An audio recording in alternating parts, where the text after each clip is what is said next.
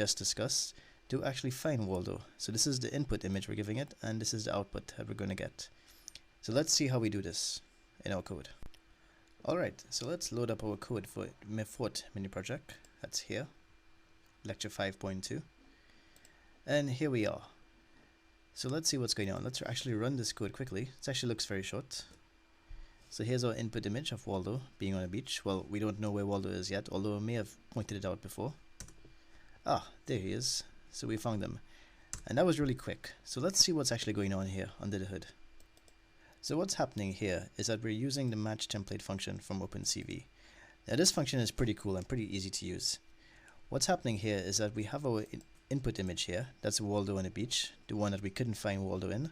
Then we have our smaller template image, which is the one we're looking for in the larger image. And this is our matching method here. And what this does is returns an array called result. And what result has in it is the result of the actual template matching procedure. And then we just use this other CV2 function, min-max location. What this does, this gives us basically the coordinates or the bounding box that Waldo was found in. And after we get that box, we basically just use those points to actually draw a rectangle over Waldo. What I've done here, you may wonder, like, I have some little odd things here, such as plus 50, plus 50. I'm just making the box slightly bigger than the image itself, so that we actually can highlight Waldo properly on the larger image. So there's one thing I just casually brushed over here, and that's the matching method being used. Now there are a few matching methods available in OpenCV. This one is called the correlation coefficient, and you can learn more about it here. I have a link at the bottom of this IPython notebook file. Just quickly visit the site here.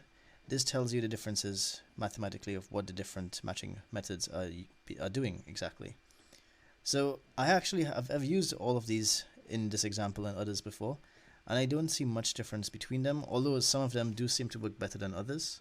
So if you're using template matching for an application, just experiment with these different methods here and just choose one that works best.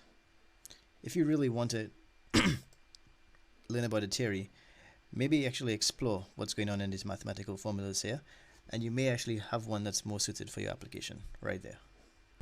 Let's take a step back from the code for a minute and think about what we just did. We basically cropped an image from this here, from the input image, and was able to match it back to the same spot in this image again. Now, that has severe limitations if you think about it. One, this image here has to be very similar to the image here, otherwise it's not going to get matched. And then what about scale? What about rotation? What about taking it at different angles or different perspectives? As you can see here, all those things I mentioned are problems with template matching.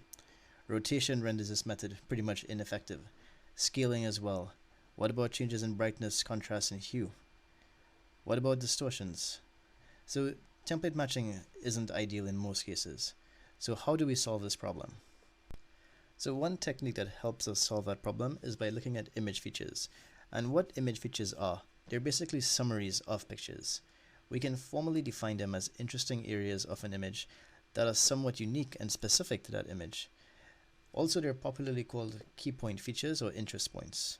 So you may have come across that in textbooks or other online classes. So in this picture of London Bridge here, we can clearly see that the sky here is all one color, and it's uninteresting. There's no way this sky here summarizes the image, except maybe in the amount of sky that's exposed. But then again, that's not that unique to most pictures. However, looking at little points along the bridge here, we can see that this feature detection or image features here is actually looking at key points that are interesting to the image and unique to it. All these lighting conditions, styles in the bridge, peaks here as well, they're what we deem interesting, and we can use this to summarize this image quite nicely. So maybe in future, if we have another image of the London Bridge, a lot of these points here will be common to both images, and that's exactly how we can detect and match these images together. So why is feature detection so important? Well, going back to object detection, they have a lot of these similar use cases here, and one key example we can look at is image alignment or panorama stitching.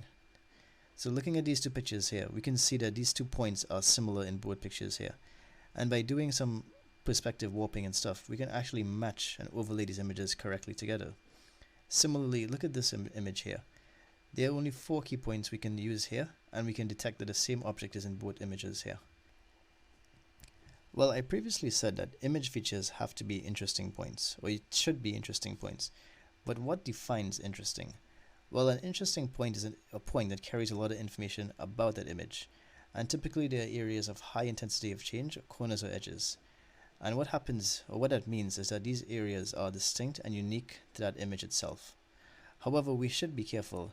Noise can also appear informative when it's not. So maybe before we actually use a feature detection algorithm on an image, maybe we should clean it up, reduce noise, add some blur. Just keep that in mind as we go along further. This is a summary of the characteristics of good and interesting features. They should be repeatable, meaning that they should be found in multiple pictures of the same scene. They should be distinctive and unique. They also should be compact and efficient. We don't want an image that has a ton of features. We want it to have at least a minimal amount of features that can describe that scene accurately. And locality. Again, that pertains to the last point.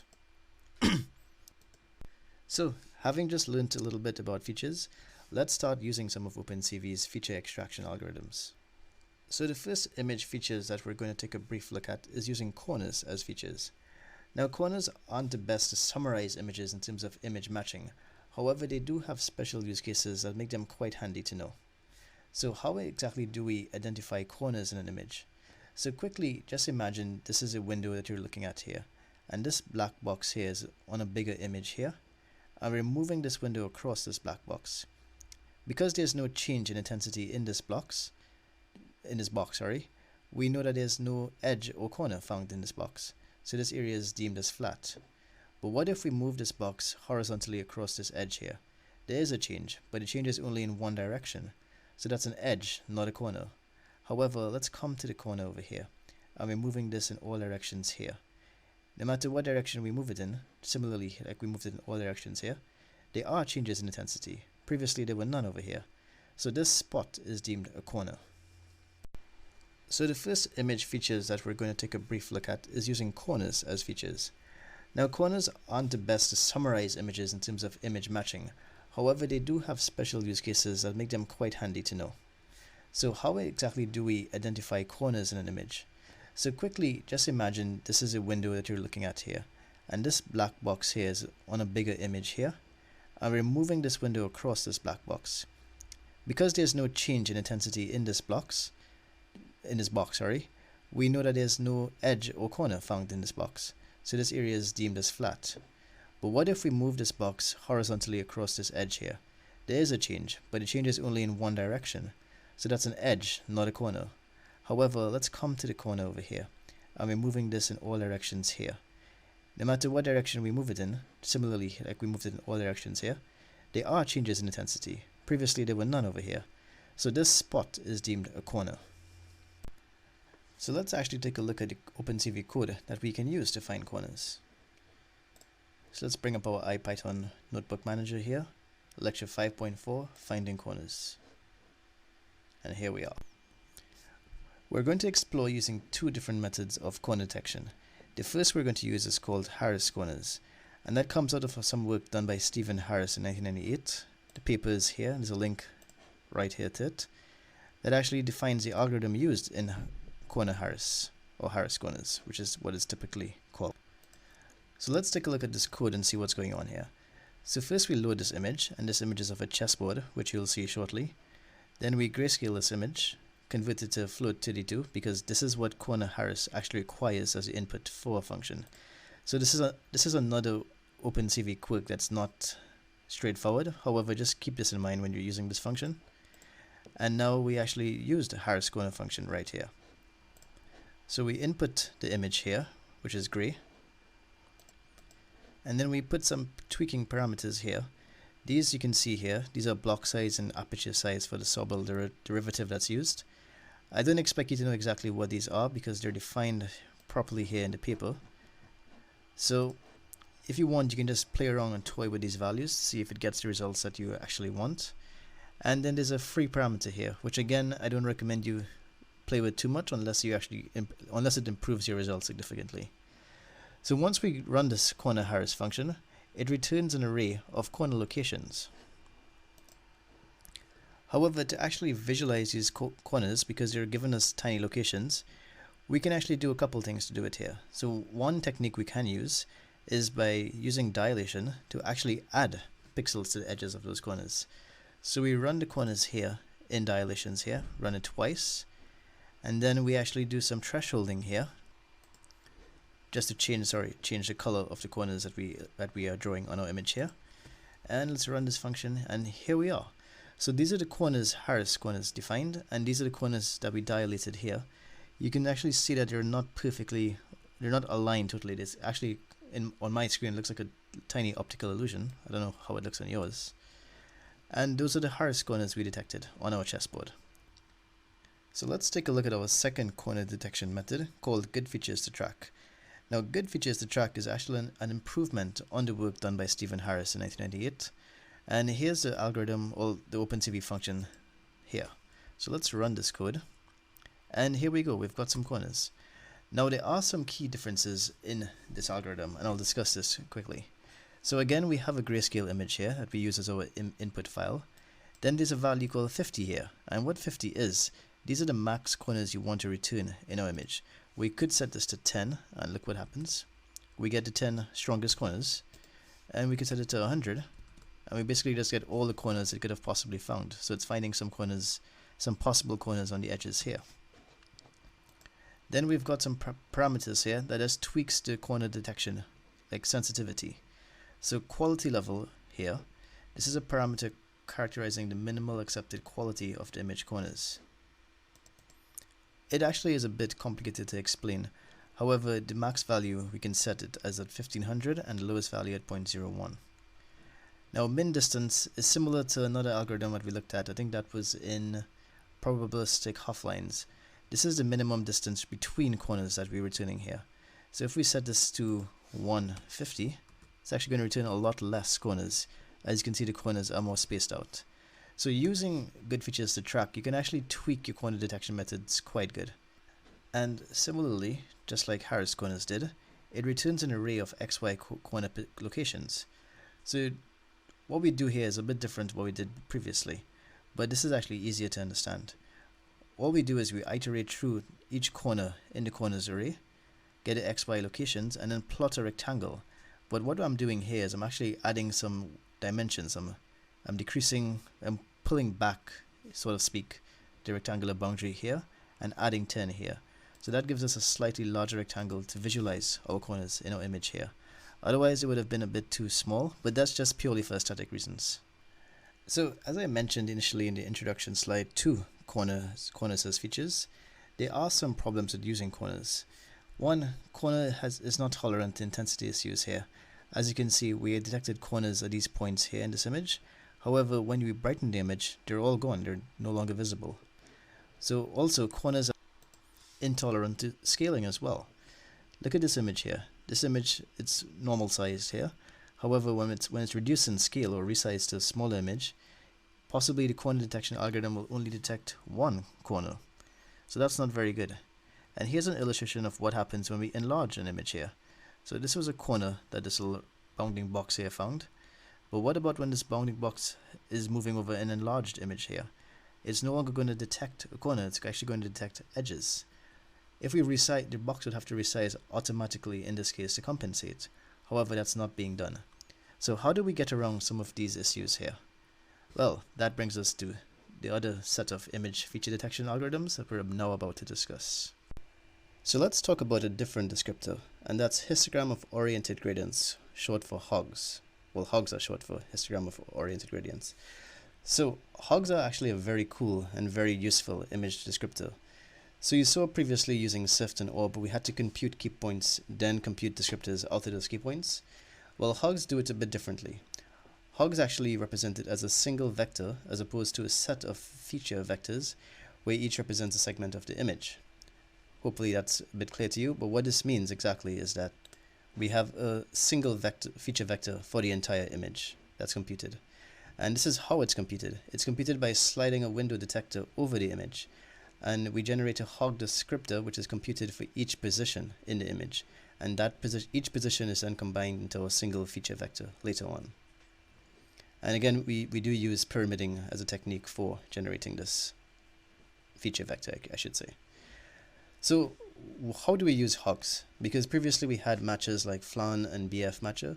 Well, hogs are actually traditionally best used with SVM, which stands for Support Vector Machines, which is a machine learning classifier, and a very good one at that. So traditionally, again, how we do it is that each hog descriptor for that image is computed and then fed into the classifier to determine whether the object was found and where it was found in that image.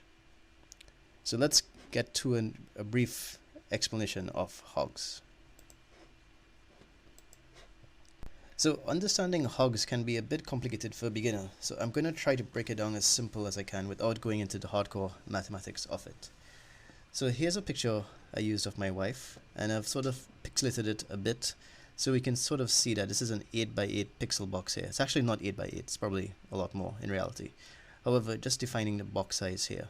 So what we do in this box, we compute the gradient vector or edge orientations. So what that means here is that in this pixel box, remember what image gradients were? Sort of the directions of the flow of the image intensity itself. Well, that's what we compute inside this box. And this generates 64, well, we generate 64 gradient vectors, which are represented then in a histogram. So imagine a histogram that distributes each gradient vector. So if all the points of intensities lie in one direction, the histogram for that direction, let's say that was, say, 45 degrees, so I think if this was 0, then it would have a peak at 45 degrees here. So what we then do is, as I just mentioned, we split these angles of orientations into angular bins. And in the Dalal and Triggs paper, who initially proposed histogram of oriented gradients, they used 9 bins, 20 degrees each from 0 to 180. So what we have done there, we've effectively reduced those 64 gradient vectors into just 9 values. So we've reduced the size and yet kept basically all the information that we needed, all the key information. And just a key note here, as it stores gradient magnitudes, it's relatively immune to image deformations. So moving on to the next slide. So the next step in computing hogs is actually called normalization. And we do normalization just to make it invariant to illumination changes such as brightness and contrast. So how we do that, I'm going to quickly describe the mathematics here to show you how we actually find the normalization factor. So in this original image here, you can see here's the colors between, so this is 101, top half of it here, 61, 91, and 51. So it's a distance of 50 in all horizontal and vertical directions. So we get our normalization constant here at 70. Similarly, if the image increased in brightness, we can actually compute and see it's the same, 70.72. However, if a contrast increased, contrast means that the bright areas got brighter and dark areas got darker, sort of. We actually see distance has increased. However, we can still compute the normalization factor here. So by doing that, we divide the vectors by the gradient magnitudes, which we get, well, this is this divided by 100, 7.07, and that's our normalization constant. Similarly for here, when we do it with the contrast one.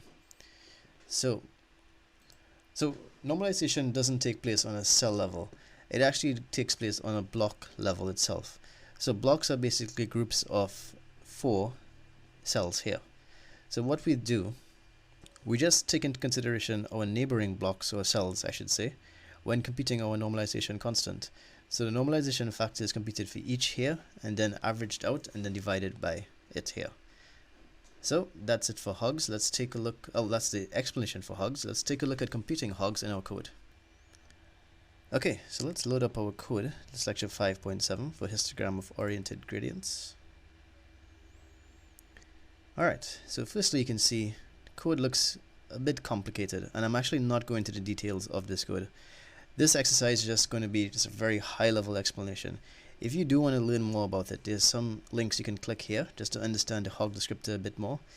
There's also a lot of cool things being done with hog descriptors and SVM, so I encourage you to look into that. You can just search Google and you'll find tons of resources.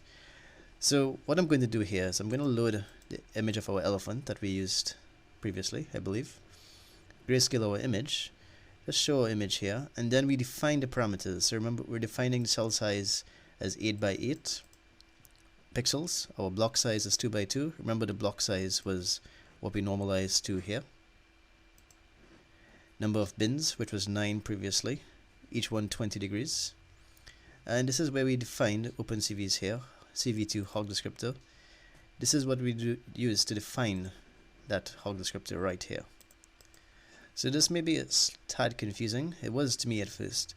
However, win size is just the size of the image cropped to multiple sizes here, and you'll see win size somewhere inside of here, right here, yep. And then later on, we compute the NumPy shape array for our hog features, and that's called n cells. Then we get our n features from hog.compute. Then we get our gradients. So then we compute our gradient orientations here. Well, this is just setting up our array for it here. And then we actually create the array for the cell dimensions here, cell count. Then we implement our block normalization. I'm sorry if I'm going over this pretty quickly. It just will take very long to actually go through each line properly for you guys. And then we average our gradients here using our cell count. And then we just plot our hog or histogram of gradients, using matplotlib, which is why we imported it initially here. So just take note of that. So let's run this code and create a visual for our hogs. So let's run it here. This is our elephant, our input image, and these are the hogs for that image. So these are, let me explain quickly what this is. So you can see it's a bit granular here, and you can sort of make out the shape of an elephant here. But what's happening here is that each of these blocks here are 8 by 8 pixels here, and basically these are the gradient directions that we give here. So you can see this is actually how we actually store hogs or hog descriptors for images here. So all of these values here basically are essentially form our descriptor, our hog descriptor of this image. Okay, so that's it for hogs. How you use hogs essentially is once you have those hog descriptors that we just created and we just visualize right there, you can then feed that information into SVM classifier and compute, well, or do some object recognition or object detection using it. Okay. Hi, and welcome to section 6, where you're going to learn to implement face, people, and car detection. So let's take a look at this section in more detail. So firstly, before we implement these detectors, we're going to learn how we build these classifiers themselves. So you're going to understand HAR cascade classifiers. Then we're going to use those classifiers in doing face and eye detection. And then that brings us to our 6th mini project, where we detect cars and pedestrians in video frames. So let's begin with understanding what HAR cascade classifiers are, and then we'll get into how they work. So in the previous section, we saw that we can extract features from images and then use those features to classify or detect objects. So HAR cascade classifiers are essentially the same thing, except they have a different way of storing those features, and those features are called HAR features, which we'll get into in a moment. So what we do now, we feed those HAR features into a series of cascade, or a series of classifiers, which is called a cascade of classifiers, and then we use that to basically detect whether that image is present in the image or not, or that object, is present in the image or not. So HAR cascade classifiers are very good at detecting one particular object, example, a face. However, we can use them in parallel to detect faces and eyes, maybe mouths, etc. So I'm going to try to explain the theory behind HAR cascade classifiers. It can be a bit tricky, however it's actually very good to know. So let's start. So firstly, we train the classifier by giving it a bunch of images. And when I say a bunch, I mean like sometimes thousands or hundreds at least. So we give it some positive images, and those actually can be less than the negative images. So let's say we give it 500 positive images, and those could be images with a face, if we're building a face classifier. And then we give it maybe thousands of images with no faces present. So that's the first part of basically training a HAR cascade classifier, is gathering those images. So once we have those images, we now have to extract our HAR features out of it. So I'll explain to you what HAR features are. They're basically the sum of pixel intensities under rectangular windows here. So these are examples of different windows that are used. So in the first proposal for HAR cascade classifiers, I believe, that was in the Viola-Jones paper, or it could have been something before, they used these different rectangular features here. And what we did, we recorded the sum of feature intensities under each rectangle here. However, doing so for an entire image, even if the image is resized and we use a large window, it results in literally thousands and thousands. So in the first paper here, I think it was 180,000 features were generated. And that's a very slow process to actually calculate the sum intensities under all these different windows. So what the researchers did, they developed a method called integral images that actually computed these sum intensities using 4 array references, and it was much faster. These are some other rectangle features that could be used as well, just in case you want to create your own HAR cascade classifier in future.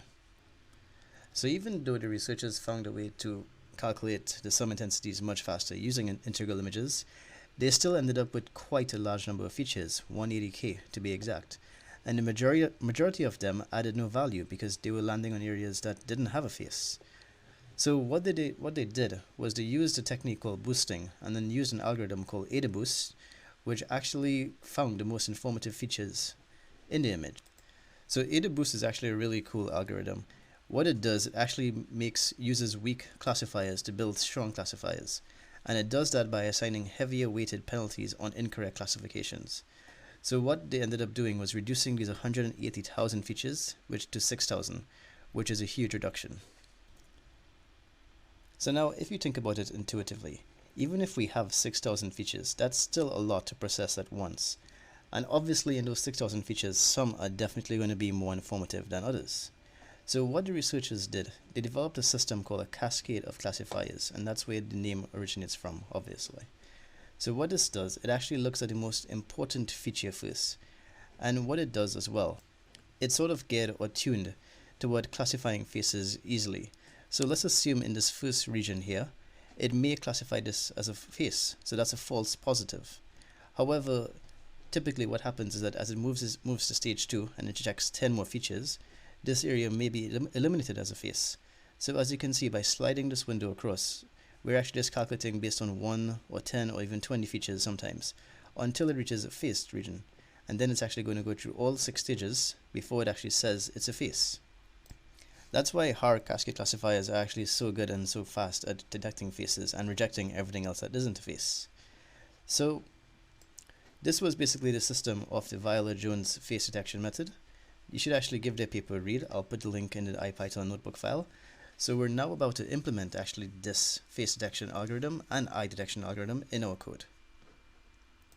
Hi, and welcome to our lesson on face and eye detection. So we're finally going to use some cascade classifiers to detect both faces and eyes in pictures and even in video streams. So we're going to use some pre-trained classifiers that have been provided by OpenCV, and you can access them through this link here, although I have given them to you on the course files. They're supposed to be in your HAR cascade folder. So anyway, we can take a look at OpenCV's site to see the classifiers they provide. It's actually quite a few of them, and today we're going to use HAR cascade eye and full frontal face default, I believe, which is here. Yeah.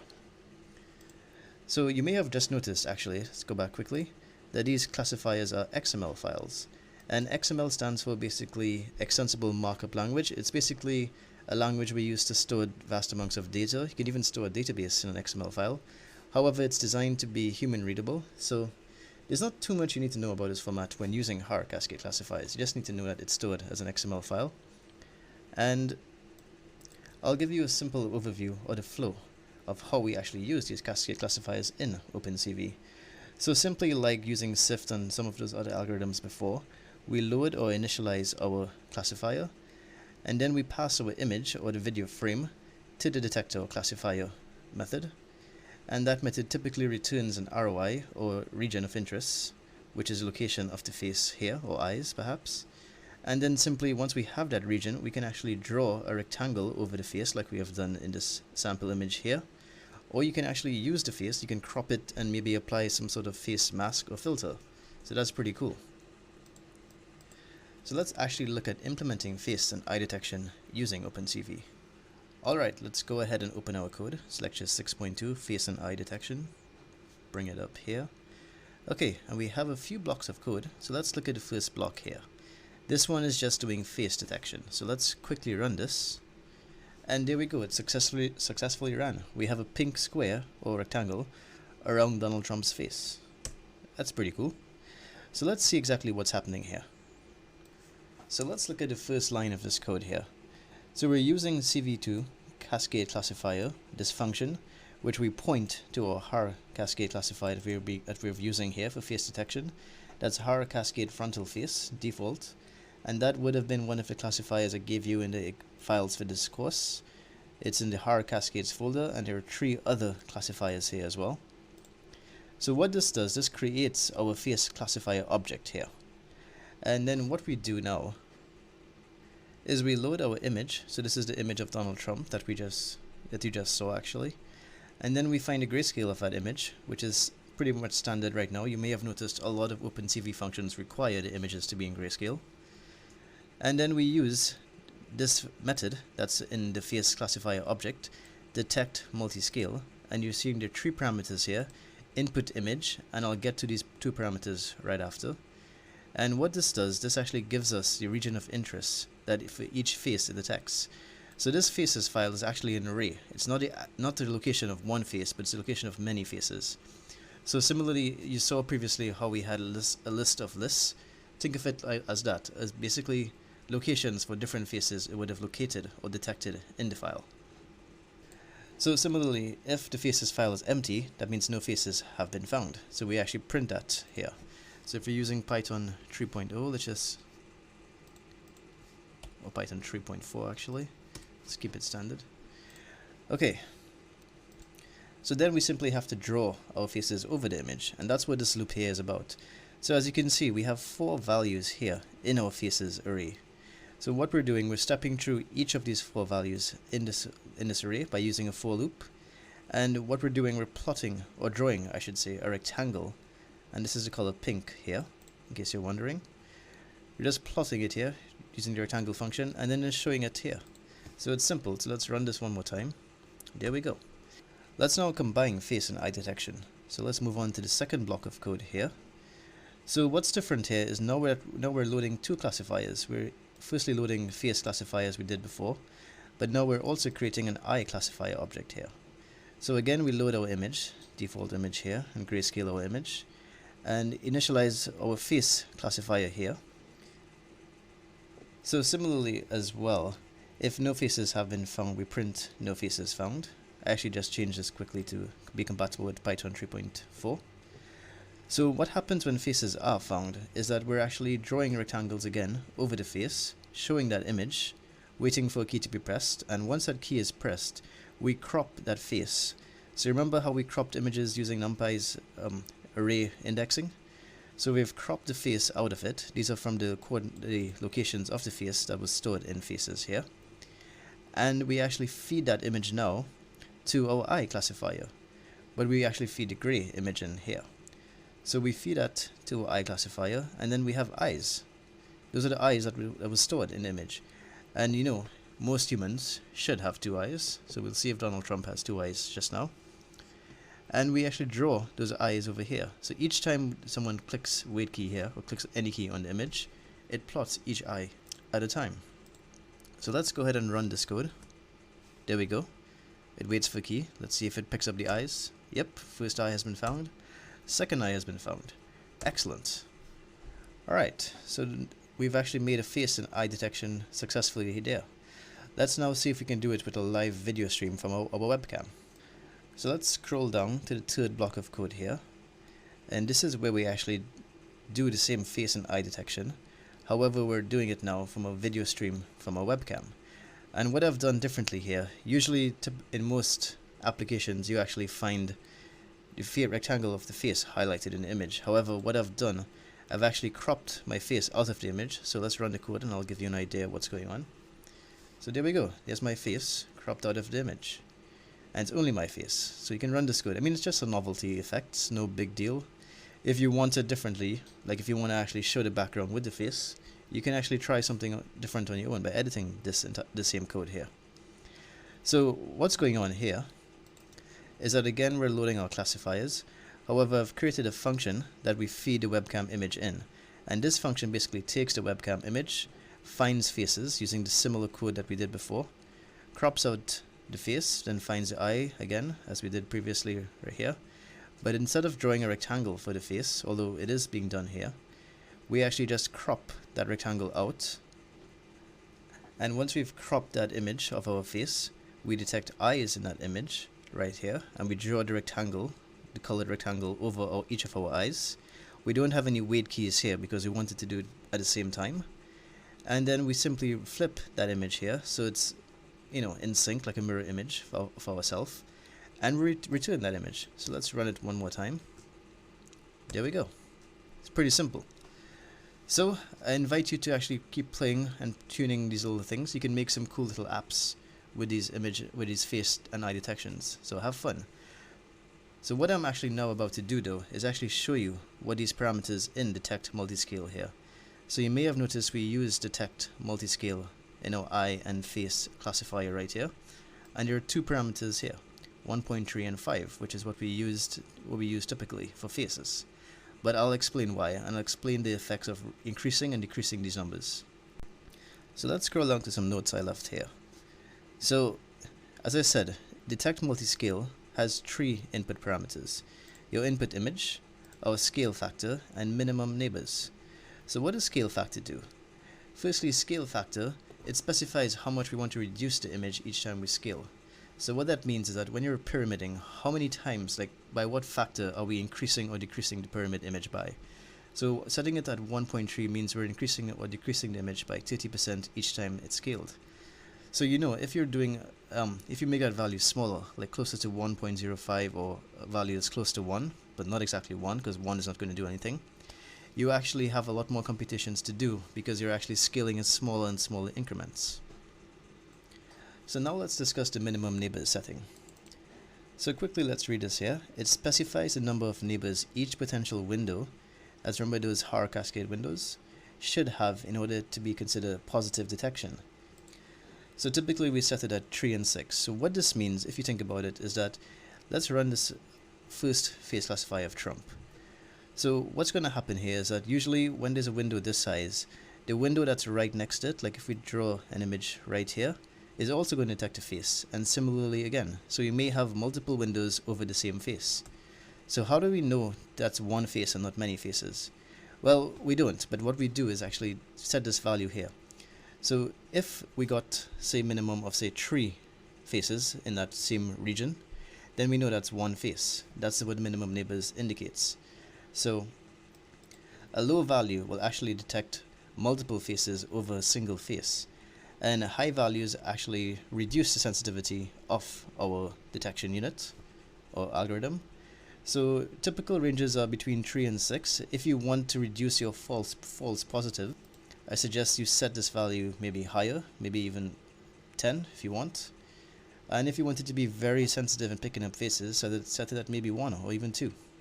So that brings us to the end of face and eye detection. Hope you learned a lot in this lesson, and you're now ready to implement a pretty cool, and it's actually very simple, mini project on pedestrian and car detection. Okay. Alright, so let's start our 6th mini project, which is on car and pedestrian detection. So let's take a look at the code and see how we implement this. Alright, so let's go ahead and open our 6th mini project. That's lecture 6.3. And here we go. So I actually want you to run a test. Just make sure OpenCV is installed properly on your machine, because there's a very common issue that prevents OpenCV from actually playing videos. So let's run the code, and this is how it's supposed to work. So that's actually our pedestrian detection going on right there. So let's close it off, and now if nothing happened, if this code ran and executed successfully, however it didn't load any video and didn't even throw an error, that means that your paths for this file, OpenCV ffmpeg DLL, hasn't been found. So what you'll need to do now, you'll need to actually find where this file is. It's stored in your OpenCV directory. So let's just get it here. So this is where OpenCV is installed in my machine. Just rename the directory here. So go to OpenCV, go to sources, go to third party, ffmpeg, and this is the file here that we're actually going to copy. So we actually copy that file to where your Python is installed. So this is where my Python is installed, in Anaconda 2 apparently. So to find the directory Python is installed in your machine, just run these 2 lines of code, and it tells you where the Python exe is stored. So what you need to do, you need to drag or copy this file to this Anaconda 2 directory. At least that's in my machine where it's installed. So let's quickly do that. So I'm in the base directory where my Python exe is installed, and you can see I have the files here. However, there's one important thing to note. You are going to have to rename the file. So I've just kept the original here, and you can just make a copy of it and rename that copy with the version of OpenCV that you're currently using. So I'm using 2.413. So that's a version I've called here in the name. So similarly, if you're using 3.1, you can just put 310, no decimal points either, and underscore 64 if you're using a 64-bit machine. If not, if you're using an x86 32-bit machine, which most of you shouldn't be, you just leave out the underscore 64. Okay, so that's it. So once you've done that successfully, and the instructions are here in case you didn't follow it properly in my video, you can just execute it and try this again, and hopefully it should work. So now let's go about explaining what this code is doing here. So this code is actually pretty simple, and it follows the similar method that we have actually just done for face and eye classification. So we're using a different classifier now. This is a full body classifier, and this is what we're using to basically classify pedestrians. So let's create our body classifier object, and what we're doing differently here though is that instead of actually having this argument as 0, as we did for video capture with our webcam, we're actually pointing it to an AVI file. That's the walking file. That's a file with the pedestrians walking. It's actually a standard file that's actually used in a lot of research, so it's why I'm using it here for you guys. So again, while a cap is opened, or you can have while true and have a break statement here. It's up to you. We're reading each frame of our video file here, and we're also resizing the frame to half its size. And the only reason we're doing that is actually to speed up our classification method, because larger images obviously have a lot more windows to slide over, a lot more pixels I should say, to slide over. So it's actually going to slow it down quite a bit. So we're decreasing the resolution of that video by half. That's what the 0.5 indicates here. And also using one of the quicker interpolation methods, interlinear. Okay, so then we also have to grayscale our image as we had done previously. And we feed that image into our detect multiscale, which is our classifier, and set our parameters here. And as you remember, this was a scaling parameter. Larger values makes the detection faster, I should say. And this value is basically a sensitivity factor. So by reducing it, it actually becomes more sensitive, but it also produces a lot of false positives. So these parameters work well, and you'll see shortly. And what it does, again, it returns bodies being an array of points, and then we can actually just plot those points here using our CV2 rectangle function. So this is how we actually draw the little boxes around our pedestrians that we've identified. And we just exit this loop here by pressing enter key. So let's run this and quickly look at it. So let's bring it up, and there we go. We see it's actually detecting most of the pedestrians here. Sometimes it misses it, sometimes it doesn't, but it's actually fairly accurate and fairly good. Okay, so let's move on to car detection now. So this code actually is pretty much very similar to the previous code. The only difference is here is that we're pointing it now to our car classifier here, and pretty much the same thing is going on here. So let's just run this code and let's take a look at what's going on. So again, we see it's actually pretty accurate. It's actually picking up a lot of the cars. It's not always very accurate, especially with cars in the distance here, and missed a truck, and also missed a bicyclist here.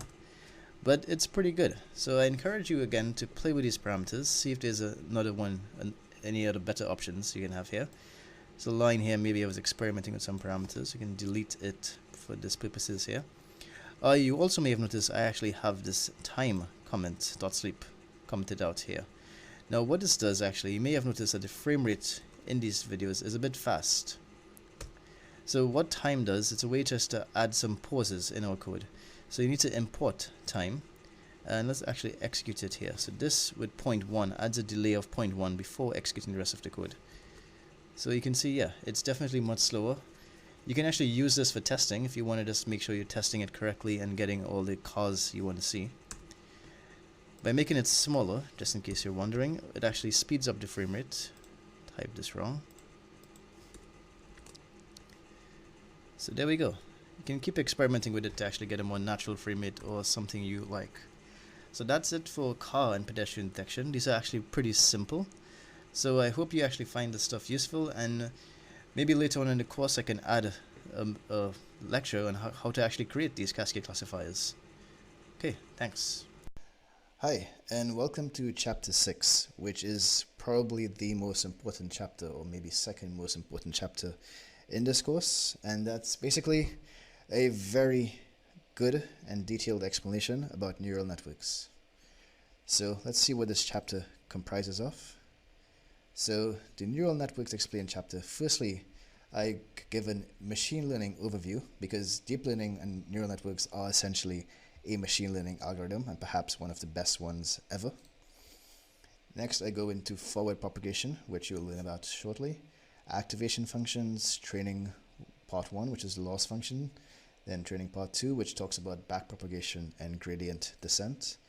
Then I actually go through backpropagation in detail. I actually work through an example with the mathematics, mainly because backpropagation is critical for training neural networks and convolutional neural networks. And then I go into regularization, overfitting, generalization, and understanding test data sets. Then I talk about some terms you will probably see a lot in future in this course, which are epochs, iterations, and batch sizes. Then I talk about how to measure performance and how to analyze your performance with the confusion matrix. And basically then I go do a recap of the entire chapter, mainly because there's so many moving bits in it. And I talk about the best practices involved in training neural nets. So stay tuned, 6.1 is coming up, which is a machine learning overview. Hi, and welcome to chapter 6.1, which is basically a machine learning crash course overview. Alright, so let's get started into this. So what is machine learning? Now, machine learning has been synonymous to artificial intelligence because basically it's a field of study that basically studies how algorithms or software actually learns from data. So basically, as I said, it's a subfield or field in artificial intelligence that uses statistical techniques to give computers the ability to learn from data without being explicitly programmed. And explicitly means like, if this is that and that is that, basically a hard lookup table of criteria. Machine learning does not do that. It actually learns from the data. It learns its own model of how it should be answered. And basically over the last 5 to 10 years, maybe even 15 years or so, machine learning has exploded. There are basically a number of masters and BSc programs all over the world have specializations in machine learning nowadays. And this has mainly been brought upon because processing power and also from GPUs has basically caught up to the processive intensity required for machine learning. So there are 4 types of machine learning, with neural networks being basically one type belonging to a subtype belonging to one type of these 4. These 4 are basically supervised, unsupervised, self-supervised, and reinforcement learning. And I'm going to talk a little bit about each one. So firstly, supervised learning. Now, supervised learning is by far the most popular form of AI and ML used today, ML being machine learning. Basically because it's relatively easy compared to other things to implement. All we need is a labeled data set, and we feed this labeled data set into a machine learning model or algorithm, and it develops a model to fit this data to some outputs. So basically, it's like an example here is, let's say we have 10,000 emails that are labeled spam, 10,000 that are not spam, and we give this to a model. Basically, we give the text and basically subjects and from the sender of the email, and now the machine learning algorithm is now going to figure out what is spam based on that. So we have the input data being an email, our model that we just trained, and it outputs whether it's spam or not. So that, in a nutshell, is supervised learning. And here are some examples of supervised learning in computer vision.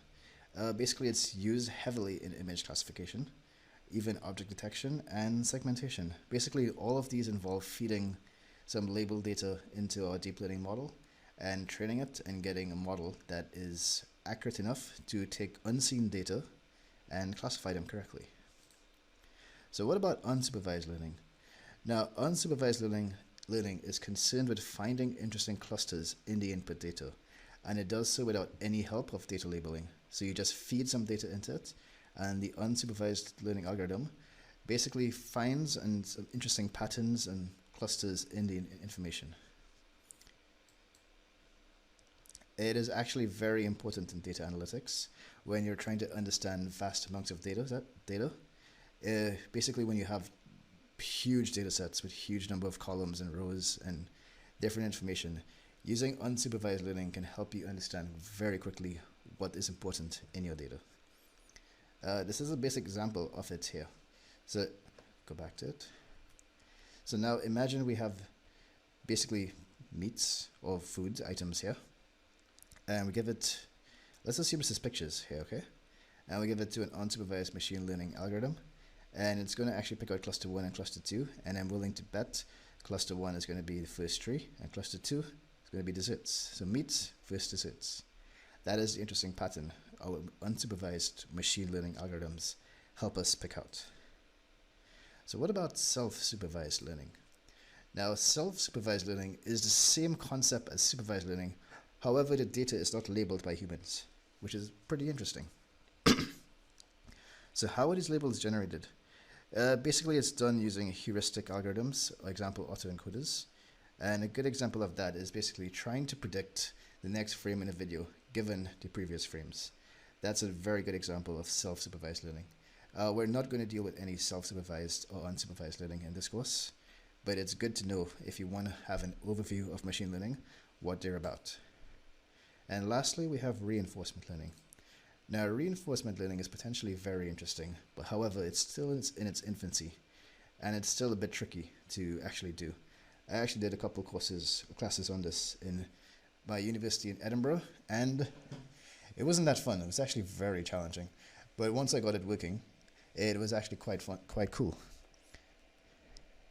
So the concept is pretty simple. However, it's not that simple to implement, but we basically teach an algorithm something by giving it bad examples or penalties against something. So sort of like learning to play games is a very good example of reinforcement learning.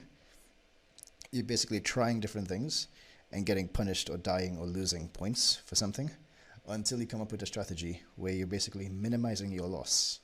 That is what reinforcement learning technically is.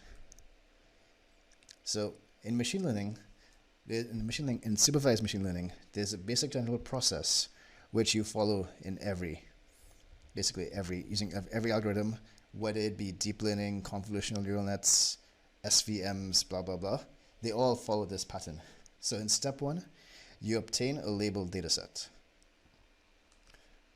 Step 2, you split this data set, this is very important, into a training portion and a validation or test portion. Now, there is technically a little difference between the validation and test portion. However, for all intents and purposes, which is a bad phrase I shouldn't be using, but whatever, basically the validation and test portion is basically the unseen data. Your model never sees this data. Your model only sees the training data, and we test performance on the validation or test portion, test data sets. So in step 3, we take this training data set that we split from the original, and we feed it to a model. So a model takes this data and its inputs or labels, and basically learns, tries to figure out patterns. How do I predict this? How do I know what this is? And after some time, it develops a fully trained model. And in step 4, basically we run this model on our test or validation data set to see how effective it is. So here's some machine learning terminology that you're probably going to hear in this course and in the AI world. Basically, target data always refers to the ground truth labels. Technically, in programming languages, you'll see that referred to as the Y, or in mathematics, the Y labels, X being the training data set. Sorry about that. And prediction basically being what our model predicted from some input data. Classes will be basically the categories of your data. So if we were talking about the handwritten digit MNIST data set, there were 10 classes there. That would be 0, 1, 2, 3, 4, 5, 6, 7, 8, 9. Regression refers to when you're in classes, we're outputting basically this image belongs to this class. Regression, now we're outputting basically a continuous value digit or number. So let's say we're taking some inputs and trying to predict someone's height or weight. That would be a regression model. And as I mentioned before, validation/tests, yes, they can be different, but generally refers to unseen data that we test our train model on. Okay, so finally let's get down to it, and let's get into neural networks. And I assure you, this is probably the best explanation you'll ever see on neural networks online. So let's get to it. So firstly, why is this the best explanation? I start off at a very high level explanation first. I don't use much math, and when I do, I introduce it slowly and gradually. I tell you, I make you understand what makes neural networks so important, break down key elements in neural networks, work through backpropagation, which is something that's actually rare to find, and when you do find it online, it is a bit tricky to understand. And I walk through gradient descent, loss functions,